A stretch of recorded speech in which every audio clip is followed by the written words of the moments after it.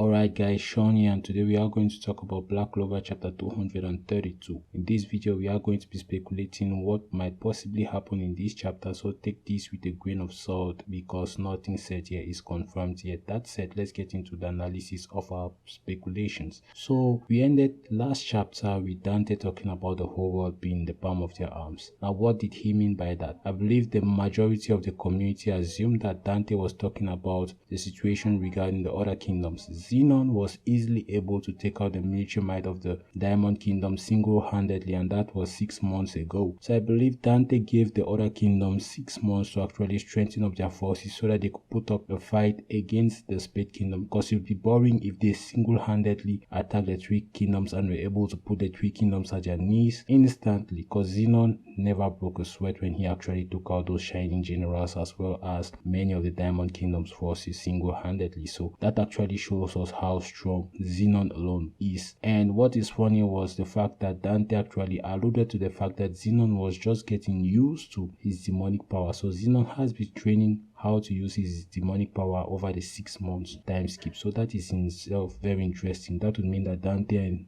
possibly Vanica have had their demonic powers for a longer time than Zenon, who single-handedly took out the Diamond Kingdom. So with Dante's plan set in motion, I believe that they might actually frontally assault both the Clover and the Heart kingdoms. The good thing about these 2 kingdoms is that they are allied, but the most important aspect I think this might actually touch is the fact that Rollo's omnipresence might actually play a very important role in this part of the arc. The reason being that Rollo is omnipresent, meaning that her mana zone covers an extensive range. So I'm believing that Rollo is watching the positions of the Diamond Kingdom's forces, and if they actually move in a direction that actually implies that they are coming for a frontal assault, she might actually give the information out to the Magic Knights of the Heart Kingdom and Clover Kingdom so that they could prepare and possibly put up some sort of assault squad that would prevent the Spade Kingdom forces from entering their territory, or at the very least gaining grounds in their territory that easily. So I think that Rollo also have a very important role to play in this part of the arc. Now we also have to talk about the Diamond Kingdom situation. How good is it? I've always said that I believe Mars, Ladros, Fana, and possibly 1 or 2 of the remnants of the Shining Generals are helping the Diamond Kingdom forces to resist the Spade Kingdom forces. Now, does this mean that they would single-handedly be able to stop that? I don't think so. So I believe that reinforcements might come in the help of that of the Witch Queen's forces. Now we saw that the Witch Queen does not have an army, but possibly she has a couple of witches in the Witch Forest that might actually have broken magic. We've seen that Vanessa has the Threads of Fate, Dorothy has sleep magic which is broken in itself. So I think that that is quite indicative of the fact that the residents of the Witch Forest might also have broken magic types, especially those that have yet to be revealed to be important. So I believe that these guys might actually help reinforce the Diamond Kingdom's positions with regards to the assaulting Spade Kingdom army. We also have to note that the Witch Forest is very close to the border with the Diamond Kingdom. So if the Spade Kingdom forces are able to take up all of the Diamond Kingdom, the next target will obviously be the Witch Forest, then the Clover Kingdom. So the Witch Queen must be wary of this and will try to stop that. So that's in itself very interesting. I believe that the Witch Queen also is one of the characters that has a lot of information, and it would be cool that she actually lets us in on a couple of details. So the last aspect I had to talk about that might actually be revealed in this chapter at the very least touched is Megicula. Now I'm beginning to think that Megicula might be a theme that Tabata is using for us to explore this war arc, where Megicula is not actually the final boss of this arc but the final boss of a different arc, or the arc after this one. That said, we do not have to forget that Rollo only has 6 months to live, so that in itself could be translated in the sense that Rollo might die because the curse might actually get to her before the others get to Megicula. So I just have this impression that Megicula might be the boss of another arc, or might actually be some sort of theme Tabata is using, but the hindering aspect of that thought would have to be Rollo and her situation. We have to find a way to enable her